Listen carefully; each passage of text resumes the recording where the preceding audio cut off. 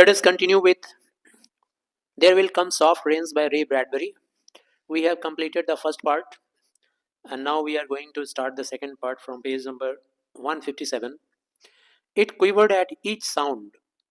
वो जो हाउस था ना काफ़ी प्रोग्राम्ड था, मतलब हाई टेक हाउस, और उसके अंदर रहने वाले कोई नहीं थे क्योंकि सारे लोग एटॉमिक एक्सप्लोजन में मारे जा चुके थे। वो इतना ज़्यादा प्रोग्रामिंग करके रखा हुआ था घर कि किसी भी साउंड की आहट पे चौकन्ना हो जाता था। अगर एक परिंदा भी स्पैरो के जैसा ब्रश्ड विंडो, अगर उस घर के विंडो पर भी अगर आने की कोशिश करता था या हल्का सा टच करके निकल जाता था, द शेड स्नैप्ड अप, तो उस घर के जो विंडोज थे वो बंद हो जाते थे। The bird startled flew off, no not even a bird must touch the house. और वो चिड़िया जैसे ही देखता था कि खिड़की बंद हो गया, हैरान होकर वहां से भाग जाता था, उड़ जाता था। इतना ज़्यादा प्रोग्राम्ड हाउस था, high facilities and high technology के साथ, कि not even a bird must touch the house, एक चिड़िया भी उस घर को नहीं छू सकती थी। खैर 12 बजे अ डॉग विंड, एक डॉग था, हल्की मॉर्निंग आवाज करते हुए, व्हीनिंग करते हुए, कंप्लेनिंग आवाज में, shivering on the front porch, घर का जो फ्रंट का पोर्च होता है जहाँ गाड़ियाँ वगैरह आकर रुकती हैं, उसके पोर्च पे आया और वहाँ आकर वो कपकपी जैसा, ऐसा लग रहा था जैसे उसका पूरा बॉडी कांप रहा हो कुत्ते का। The front door recognise the dog, front dog के अंदर सेंसर लगे हुए थे, उसने तुरंत पहचान लिया डॉग को, उसकी आवाज़ को पहचान लिया और दरवाजा अपने आप खुल गया। The dog once huge and fleshy, वो कुत्ता एक समय ऐसा था कि बहुत ही बड़ा सा था और काफ़ी बॉडी में उसके मांस थे, काफ़ी हेल्दी था, but now gone to bone, और अब वो बोनी हो गया था, एंड कवर्ड विथ सोर्स, और उसके पूरे बॉडी पे छाले पड़ गए थे, घाव लग आ गए थे। वो कुत्ता घर के अंदर आया, जरूर उस घर का पालतू कुत्ता होगा वो, एटॉमिक एक्सप्लोजन में हो सकता है वो इधर उधर चला गया हो और अभी वो घर को पहचानता था तो लौट आया। ट्रैकिंग मड बिहाइंड इट, और जैसे ही अंदर आया वो एंट्री किया कुत्ता, जैसे कुत्तों का सेंस ऑफ स्मेल बहुत ज़्यादा होता है ना, तो वो स्मेल करते करते घर को पहचानते हुए आ गया।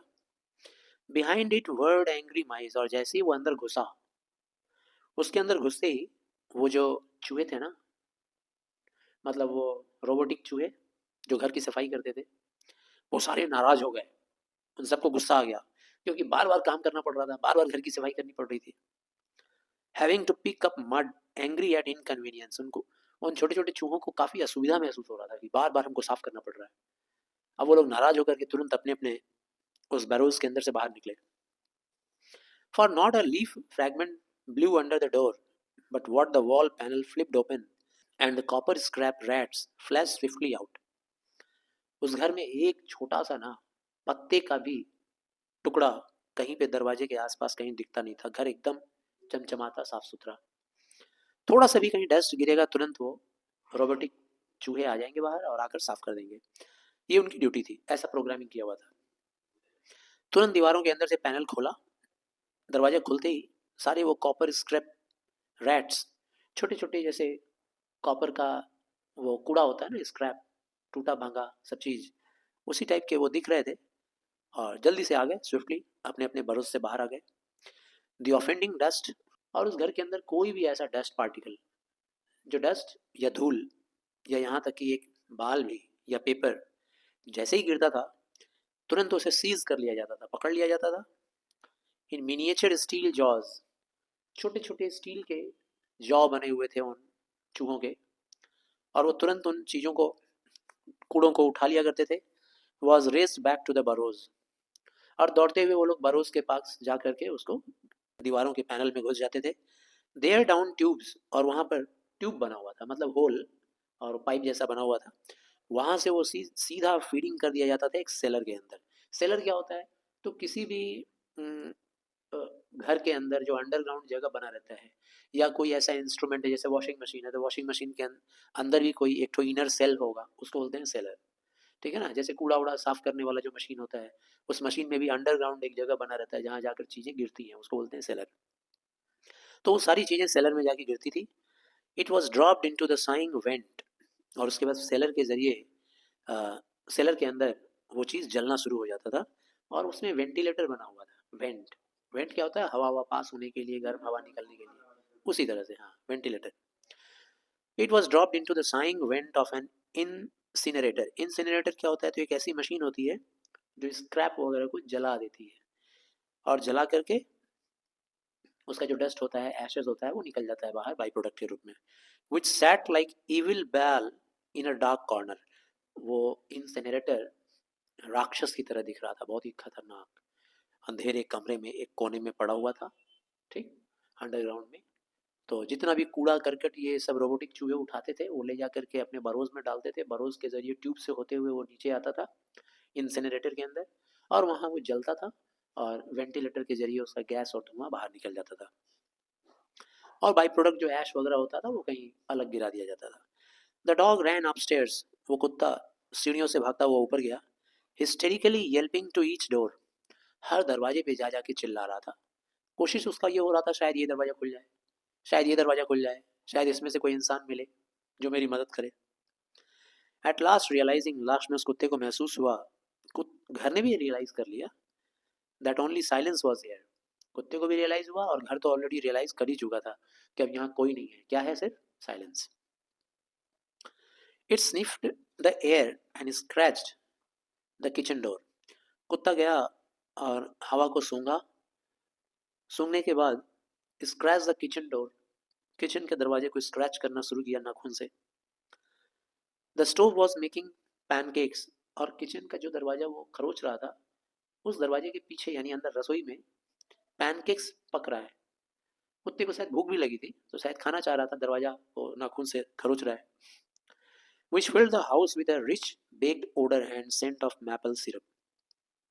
केक वगैरह बना लेने के बाद अमेरिकन कंट्रीज वगैरह में उसके ऊपर सिरप गिराया जाता है, तो वो मैपल सिरप है. मैपल एक तरह का पेड़ है, उसी से वो सिरप शायद एक्सट्रैक्ट किया जाता है, चॉकलेट सिरप. तो पूरे घर में एक बहुत ही खूबसूरत खुशबू फैला हुआ था. कुत्ते को शायद वो खुशबू आ रही हो, खाने की उसकी इच्छा हो रही थी. The dog frothed at the mouth. तभी उस कुत्ते के मुंह से झाग निकला. Lying at the door. और दरवाजे पर आकर गिर पड़ा. स्निफिंग. जोर जोर से सांसें लेने की कोशिश कर रहा था. Its eye turn to fire. उसकी आंखें एकदम लाल हो गई थी. एटॉमिक एक्सप्लोजन का जो गामा रेज होता है ना, गामा रेज का असर उसके ऊपर पड़ा था. It ran wildly in circles. जब एक्सप्लोजन हुआ होगा तो किसी वजह से वो कुत्ता बच गया होगा, लेकिन अभी उस एक्सप्लोजन का आफ्टर इफेक्ट जो था उसके ऊपर आ गया था. और उसके बाद पागलों की तरह से गोल गोल गोल गोल घूमने लगा वो कुत्ता. Biting at its tail. अपनी पूंछ को काट रहा था. Spun in a frenzy. Spun का मतलब स्पिनिंग, स्पिन का पास्ट फॉर्म है स्पन. गोल गोल घूमने लगा पागलपन के तरीके से. And died. और मर गया. It lay in the parlour for an hour. उसके बाद वहीं लॉबी में पड़ा रहा करीब 1 घंटे तक. यानी कि अब तो फ्लोर पे पड़ा हुआ है, वो भी एक तरह का रद्दी हो गया है, कूड़ा हो गया है. अब घर के जो रोबोटिक चूहे थे आने चाहिए, आके उसको उठाना चाहिए, लेकिन वो लोग भी इंतज़ार कर रहे थे पूरा श्योर हो जाए कि ये मर चुका है कि नहीं. 1 घंटे तक पड़ा रहा. 2 o'clock सैंग अ वॉइस. 2 बजे, तो 2 बजने का रिमाइंडर देने के लिए आवाज़ आई अलार्म क्लॉक से. Delicately sensing decay at last. और उसके बाद फिर वो डेड बॉडी को यानी डिकेड बॉडी को सेंस कर लिया उन चूहों ने, रोबोटिक चूहों ने, जो घर को साफ सुथरा रखते थे. उन लोगों ने सेंस कर लिया कि घर के अंदर डीके पड़ा हुआ है, मरी हुई कोई चीज़ पड़ी हुई है. उसके बाद regiments of mice hummed out. सारे के सारे चूहे बाहर निकले. As softly as blown grey leaves in an electrical wind. और बहुत ही सॉफ्ट तरीके से निकले, जैसे कि पत्तियां होती हैं ना सूखी, हवा से सरसराते हुए फ्लोर पे उड़ते रहती हैं, सरकते रहती हैं, वैसे वो लोग आई. 2:15, 2:15 के टाइम में द डॉग वॉज गॉन. वो सारे चूहे मिल के उस कुत्ते को उठा ले गए, वजनदार कुत्ते को. In the seller the incinerator glowed. और क्या हुआ होगा? वो सेलर तक पहुंचा दिया गया, इंसिनरेटर के सेलर तक, और उसके अंदर ऑटोमेटिक आग जल पड़ा, इलेक्ट्रिक चिमनी जैसे होती है. Suddenly and a world of spark lift up. और उसके बाद अचानक उसके अंदर से स्पार्क आना शुरू हो गया चिमनी के अंदर से, यानी कि कुत्ता अब जल रहा है, भस्म हो रहा है. 2:35, 2:35. Bridge tables sprouted from patio walls. Patio बोलते हैं आंगन को, मेडिसिन बैग में हम लोगों ने चैप्टर में पढ़ा था. तो जब 2:30 बजे, तो 2:30 बजे के टाइम में ब्रिज टेबल अपने आप वहाँ पे स्प्राउटेड हो गया। जो आंगन की तरफ जाने वाला दीवार था ना, उस दीवार के अंदर सेट किया गया था उस टेबल को, और वो टेबल वहाँ से निकल आया। Playing cards fluttered on to pads in a shower of pips, और फटाफट फटाफट कार्ड्स बिछ गए, प्लेइंग कार्ड्स, ताश की पत्तियाँ। ऐसा सिस्टम रहा होगा कि 2:30 बजे के टाइम में सब लोग, हाँ सारे लोग वहाँ 2:35 पे ताश वाश खेलते होंगे, एकदम टाइमली सब कुछ। तो जैसे ही 2:35 हुआ, तैसे ही अपने आप ताश की पत्तियाँ बिछ गई। ऐसा लग रहा था जैसे इतना स्मूथ तरीके से वो पत्तियाँ बिछाई गई, जैसे कोई पेड़ से सीड्स वगैरह या फ्रूट्स वगैरह गिरता है ना, धड़ाधड़ पेड़ के हिलने से, उतना ईजी तरीके से वो पत्तियाँ बिछ गई। फिर martinis manifested on an oaken bench, और एक बगल में बेंच भी लगा, ओकन बेंच, ओक लकड़ी का बना हुआ, उसके ऊपर मार्टिनीज रखा गया। मार्टिनीज क्या होता है? तो भाई ड्रिंक होता है, कॉकटेल्स वगैरह होता है, शराब वगैरह अलग अलग फ्लेवर के, विथ एग सैलेड सैंडविचेस, साथ साथ खाने के लिए एग का सैलेड, सैंडविच, म्यूजिक प्लेड, और म्यूजिक बज उठा। But the tables were silent and the cards untouched, लेकिन टेबल पे कोई इंसान नहीं है बैठने वाला, और ना ही कोई उन कार्ड्स को टच करने के वाला ही कोई वहां पे बैठा हुआ था, कोई नहीं, सारे लोग मारे जा चुके थे। Eight 4 o'clock the tables folded, 2:35 से लेकर 4 बजे तक ये मनोरंजन का टाइम था, और कॉकटेल पीते पीते मनोरंजन करो। फोल्डेड लाइक ग्रेट बटरफ्लाइज, उसके बाद वो टेबल फोल्ड हो गया, जैसे तितलियों के पंख फोल्ड हो जाते हैं वैसे, पहले चौड़े रहते हैं फिर फोल्ड हो जाते हैं। Back through the panelled wall, और वापस चले गए उस पैनल्ड वॉल के अंदर। 4:30, अब 4:30 बज गए।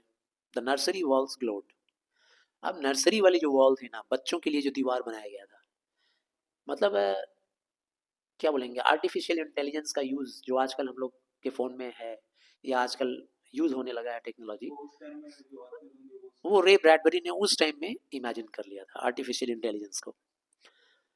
और 4:30 बजे नर्सरी वॉल्स ग्लोड, मतलब वो दीवार जो बच्चों के लिए स्पेशली डिजाइन की गई थी, वो ग्लो करने लगा, एकदम चमचमाने लगा। चमचमाने लगा मतलब वो रेडी हो गया। एनिमल्स टुक शेप, अब उस दीवार के ऊपर दिखाई देने लगे अलग अलग किस्म के जानवर, नजर आने लगे एकदम ओरिजिनल के रूप में। येलो जिराफ, ब्लू लायंस, मतलब ये सब ऐसे ऐसे थे जो कि हार्म नहीं करेंगे, कोई इंसान जीते जागते थोड़ी ना थे ये, लेकिन एकदम जीते जागते जैसे दिख रहे थे। दीवार दिख ही नहीं रहा था, अब लग रहा था जैसे वो जंगल हो गया, घर के अंदर ही जंगल आ गया, ऐसा लग रहा था। दीवार ही पूरा जंगल हो गया, पूरा realistic. Pink antelope, pink colour का वो हिरन जैसा दिखता है एंटेलोप। लाइलैक पैंथर्स, लाइलैक एक तो कलर होता है, पर्पल कलर बोल सकते हो, उस कलर के पैंथर्स दिखने लगे। कैवोटिंग इन क्रिस्टल सब्सटेंस, और सारे उछल कूद रहे थे, ऐसे पदार्थ के बनाए हुए थे वो लोग। द वॉल्स वेयर ग्लास, और जो दीवार था ना, वो पूरा ग्लास का बना हुआ था, ऐसा लग रहा था जैसे एकदम ओरिजिनल वो चीजें आ ही गई हैं। They looked out upon colour and fantasy, एकदम कलरफुल और हाई इमेजिनेशन का चीज दिख रहा था, वो कल्पना का चीज दिख रहा था, high fantasy. Hidden films clogged through well oiled स्प्रॉकेट्स, और उसके बाद न जाने कितने चीज़ों का इमेज वहाँ दिखने लगा, एक के बाद एक के बाद एक क्लॉक्ड होकर के आने लगा। वेल ऑयल्ड स्प्रॉकेट्स, कैसे आ रहा था? वो सब मशीनरी से फिट किया गया था। स्प्रॉकेट किसको बोलते हैं भाई? तो मशीन के अंदर देखे होगे ना, वो गोल गोल रिम जैसा बना रहता है, हाँ, एक जॉ के अंदर दूसरे का जॉ फंसा रहता है, दूसरे के अंदर तीसरा, जैसे साइकिल का हम लोग चलाते हैं, पैडलिंग करते हैं, तो उसके ऊपर जॉज लगे रहते हैं, जॉज में चेन लगा रहता है, वैसे स्प्रॉकेट्स। एंड द वॉल्स लाइव, और पूरा का पूरा दीवार जैसे लग रहा था लाइव जंगल हो गया, लाइव में सारे जानवर आ गए। The nursery floor was woven to resemble a crisp cereal meadows, और उस बच्चों वाला जो नर्सरी बनाया गया था वो जगह, उसका जमीन भी चेंज हो गया। जमीन में क्या दिखाई दे रहा है? वोवन टू रिजेंबल क्रिस्प, एकदम क्रिस्पी, सूखा सूखा सिरल मीडोज, सिरल का मीडोज दिखाई देने लगा, दूर दूर तक फसल दिखाई देने लगे सिरल के। ओवर दिस रैन एल्यूमिनियम रॉचेस, और उसके ऊपर छोटे मोटे कीड़े, इंसेक्ट्स वगैरह भी नजर आने लगे एल्यूमिनियम के। आयरन के क्रिकेट्स, क्रिकेट होता है ना, झिंगुर, वो दिखाई देने लगा। इन द हॉट एयर, और हवा अचानक वहाँ की गर्म गर्म सी होने लगी, क्योंकि जंगल है, तो दिन के टाइम में जंगल कैसा दिखेगा? गर्म। बटरफ्लाइज आना शुरू हो गया, delicate red tissues, wavered among the sharp aroma of animal spores. और ऐसा लग रहा था जैसे ओरिजिनली में वहाँ पे जानवर दौड़ रहे हैं और सारे के सारे फसल एकदम ओरिजिनल में दिख रहा है, sharp aroma of animal spores, और एनिमल वगैरह का कीड़े मकोड़ों का सेंट भी आना शुरू हो गया, उनका ओरिजिनल सेंट बॉडी का जो खुशबू या बदबू वो आना शुरू हो गया. There was a sound like a great matted yellow hive of bees, और आवाज भी आनी शुरू हो गई. मैटेड येलो हाइव, मधुमक्खियों के छत्ते दिखाई देने लगे, एकदम पीले पीले, ठीक है ना, उलझे हुए एकदम. मैटेड का मतलब उलझे हुए, मधुमक्खियों का छत्ता दिखने लगा.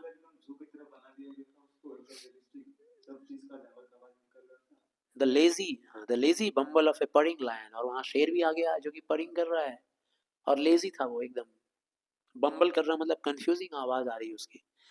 And there was a patter of okapi. Okapi एक तरह का जिराफ जैसे ही जानवर होता है, उसके पैरों का चाप भी सुनाई देने लगा, पद चाप, उसके पैरों की आहट सुनाई देने लगी ओकापी की. And the murmur of a fresh jungle rain, और जैसे जंगल में बारिश होती है, ठीक है ना, तो पैटर का आवाज सुनाई देता है. लाइक अदर हुप्स, जैसे कि जानवरों के कदमों की आवाज, हुप्स की आवाज. Falling upon the summer stretch grass, साफ साफ ओरिजिनली सुनाई दे रहा था कि उन घासों के ऊपर जानवर दौड़ रहे हैं, उनका हुप्स भी आवाज आ रहा है, और फिर उन घासों के ऊपर पानी गिरने की भी आवाज आ रही है. Now the walls dissolve into the distance of a parched grass, और थोड़ी देर में वह वॉल डिसॉल्व हो गया और अंदर दिखने लगा दूर तक, कई मील तक की दूरी तक दिखने लगा कि फैला हुआ है, घास है, मैदान है. Mile on mile and warm endless sky, और आकाश दिखने लगा. अरे बच्चे तो घर के अंदर, रूम के अंदर बैठ के ऐसा लग रहा है जैसे पार्क में दौड़ रहे हैं, पूरा घूम रहे हैं, चारों तरफ जानवर घूम रहा है, और फिर वो फसल है, चारों तरफ दौड़ दौड़ रहे हैं, दिखाई दे रहा है. The animals drew away into thorn breaks and water holes. उसके बाद वो एनिमल कांटेदार एक जगह के पास जाकर के रुक गए थे, और वाटर बॉडी भी था वहाँ पर, पानी वानी पीने के लिए ऐसा दिखला रहा था कि वो लोग जाके वहाँ रुक गए. और ये सब कुछ ओरिजिनल नहीं था, सब कुछ artificial. It was the children's hour, ये चिल्ड्रन का आवर था, इसीलिए ऐसा हो रहा था. 5 o'clock, 5 बज गए. The bath filled with clear hot water, और अब 5 बजे जो बाथरूम का बाथ टब था वो साफ सुथरे गर्म पानी से भर गया लोगों के नहाने के लिए. 6, 7, 8 o'clock, धीरे धीरे 6 बजा, 7 बजा, 8 बजा. जब 8 बजा तो dinner dishes manipulated like magic tricks and in the study a click, सारे के सारे डिश अपने आप अरेंज होने शुरू हो गए, खाना पकना शुरू. इधर खाना पक रहा है मैजिकल ट्रिक के जैसा, और उधर स्टडी में, पढ़ाई लिखाई के कमरे में, वहाँ भी क्लिक का आवाज आना शुरू हो गया, वहाँ भी हरकत शुरू हो गई. In the metal stand opposite the hearth, वो जो मेटल स्टैंड था हर्थ के ऑपोजिट में, हर्थ मतलब क्या है, जहाँ पे दीवार के अंदर एक तो गैप बना देते हैं ताखे की तरह से, उसके अंदर लकड़ी वगैरह जला के आग सेकते हैं, तो जो मेटल स्टैंड था वहीं पे बगल में रखा हुआ था, हर्थ के बगल में. Where a fire now blazed up warmly, hearth में तो आग जलना शुरू हो गया था, हर रोज इस टाइम में आग शुरू हो जाती थी क्योंकि रात हो गई, अब 8, 8:30 बज रहा है, खाना भी पक रहा है, और हर्थ के पास लोग बैठ करके गपशप करते हैं, एंजॉय करते हैं. अ सिगार पॉप्ड आउट, वहीं बगल में एक स्टैंड भी रखा हुआ था हर्थ के बगल में, स्टैंड के ऊपर एक सिगार अपने आप बाहर निकला, पॉप्ड आउट. कितना हाई टेक्नोलॉजी है, सोचो, आदमी को कुछ करने की जरूरत ही नहीं है, बैठा बैठा तुरंत स्टैंड से पॉप होगा, एक सिगार निकाल लेंगे. Half an inch of soft grey ash on it, और उस पर आधा इंच का एकदम सॉफ्ट ग्रे लगा हुआ था, ऐश का मतलब पी लिया गया था तो आधा इंच जल चुका था वो. वेटिंग, अब वो इंतजार कर रहा था कभी भी टूट के गिरने का, समझ रहे हो ना, सामने ऐश हो जाता है. 9 o'clock, the beds warm their hidden circuits, 9 बज गए और 9 बजे बिस्तर तैयार है एकदम. वार्म देयर हिडन सर्किट, बिस्तर के अंदर सर्किट लगाया गया था तार का, जैसे हीटर वगैरह के अंदर होता है, या जैसे पानी गर्म करने का कॉइल होता है ना, बिस्तर गर्म हो जाएगा ताकि सोने के लिए कंफर्टेबल महसूस करेगा, ठंड वाला कंट्री है. तो beds warm their hidden circuits for nights were cool here, यहाँ की रातें एकदम ठंडी हो गई थी, काफ़ी ठंडी, तो उस ठंड भरी रातों में सर्किट का गर्म होना बहुत ही ज़रूरी है. 9 बज के 5 मिनट पे a voice spoke from the study ceiling, study room के सीलिंग से एक आवाज़ आई, Mrs. Macklin, which poem would you like this evening? The house was silent. ये भी रूटीन था, 9:05 पे खाना वाना हो गया, अब जब सोने जाएगा आदमी तो क्या होगा, पोएम सुनेगा। जैसे हमारे यहाँ की वो जो हम लोग फ़ोन वोन लगा लेते हैं, भाई गाना सुनने लगते हैं ताकि आराम से नींद आ जाए, स्लो म्यूज़िक। तो वहाँ ऐसा सिस्टम किया गया था कि वो पूछता था हर रोज़ कि बताइए आपके लिए कौन सा गाना बजाऊँ? फिर आप बोल दोगे तो आपको गाना बजाएगा और आप सुनते सुनते सो जाओगे। तो अचानक आया कि बताइए मैकलेलन, कौन सा गाना बजाऊँ आपके लिए? लेकिन कोई आवाज़ नहीं आया। काफ़ी देर इंतजार करने के बाद वॉइस ने लास्ट में बोला, since you express no preference I shall select a poem at random. उसने बोला कि हालांकि आपने कोई रेफरेंस अपना दिया नहीं कौन सा गाना सुनना चाहती हैं, तो मैं खुद ही सेलेक्ट कर ले रहा हूँ अपने आप। Quiet music rose to back the voice. और उसकी वो जब बातें कर रहा था ना मशीन, तो उसके बातों के साथ साथ हल्का हल्का म्यूजिक आना शुरू हो गया था, क्योंकि म्यूजिक का माहौल बनना चाहिए। Quiet music rose to back the voice. और उस मशीन से आवाज़ आई, चलिए मैं आपको सुनाता हूँ सारा टीजडेल की, as I recall your favourite. मुझे याद है कि ये सारा टीजडेल की जो पोएम है वो आपकी फेवरेट है। और ये रहा पोएम। पोएम का बिगिनिंग लाइन भी इस कहानी के टाइटल से मैच कर रहा है। इसको आप गूगल में सर्च करोगे तो पता चलेगा कि 1914 से 1919 तक फर्स्ट वर्ल्ड वॉर चला। तो फर्स्ट वर्ल्ड वॉर का एंडिंग होने के टाइम तक ये पोएम लिखा था सारा टीजडेल ने। और उन्होंने ये पोएम का टाइटल दिया था there will come soft rains. Exactly same title. The same title was chosen by Ray Bradbury in the year 1950। That means after the second world war. तो सेकेंड वर्ल्ड वॉर के बाद जो ये story लिखा इन्होंने, it was same entitled, similarly entitled, जैसा कि title दिया था सारा टिसडेल ने अपने पोएम का। वो क्या कोइंसिडेंस है, उन्होंने जो पोएम लिखा तो it was about near about the end of the First World War, और इन्होंने जो लिखा this is about the ending of the second world War. Not about the but at the end of the second world War. There will come soft rains and the smells of the ground. और poem शुरू हो गया, there will come soft rains and the smell of the ground. हल्की बारिश होगी और जमीन से सौंधी खुशबू आएगी। Swallows circling with their shimmering sound. और स्वैलोज बर्ड सर्कल करेगा आकाश में धीमी धीमी आवाज निकालते हुए, गाते हुए। Frogs in the pool singing at night. रात के पहर मेंढक भी म्यूजिकल बना देंगे शाम को गाते गाते। And wild plum trees in tremulous white. और प्लम ट्रीज बहुत जोरों का तूफानी अंदाज में हिल रहा होगा, वाइट दिख रहा होगा। Robins will wear their feathery fire. और रॉबिन चिड़िया भी बहुत ही आक्रामक तरीके से आकाश में उड़ रहा होगा। Whistling their whims on a low fence wire. और साथ में धीमी धीमी आवाज में गीत गाते हुए। विस्लिंग का मतलब सीटियां बजाना होता है, यहाँ सीटियां बजाना नहीं, मतलब गाना है। And not one will know of the war, not one will care at last when it is done. और कोई नहीं जानेगा वॉर के बारे में, कोई वॉर को याद भी नहीं करेगा जब ये वॉर एक बार खत्म हो जाएगा। कोई केयर ही नहीं करेगा इसके बारे में सोचने के लिए। Not one would mind neither bird not trees if mankind perished utterly. और इस लड़ाई में अगर इंसान पूरी तरह से ख़त्म भी हो जाएगा ना, इंसान का एग्जिस्टेंस, तो ना तो किसी चिड़िया को इसका फिक्र होगा और ना ही किसी पेड़ को इसका फिक्र होगा। मतलब इंसान के बगैर भी ये धरती खुशहाल रहेगी। और रियली में सोचो तो इस धरती का धज्जी किसने उड़ाया है? इंसान ने। तो अगर इंसान नहीं रहेगा तो कितना ब्यूटीफुल हो जाएगा ये जगह। हाँ, थोड़ा खतरा बढ़ जाएगा, एक जानवर को दूसरा जानवर मार के खा जाएगा, लेकिन जो रहेगा जिंदा उसके लिए कितना खूबसूरत माहौल होगा। And spring herself when she woke at dawn would scarcely know what we were gone। और स्प्रिंग भी जब आएगा ना अपने मौसम में, स्प्रिंग के टाइम में, स्प्रिंग जब सुबह सुबह जब खिलेगी धूप के साथ, स्प्रिंग का मौसम, तो स्प्रिंग को भी कोई फर्क नहीं पड़ेगा कि इंसान जा चुका है कि है। स्प्रिंग को हमको एंजॉय करने के लिए इंसान बचा है कि नहीं है, किसी को कोई फर्क नहीं पड़ने वाला है। और इसी के साथ ये पोएम खत्म हुआ। तो this is the end of the second part. We shall continue with the third part in the next class.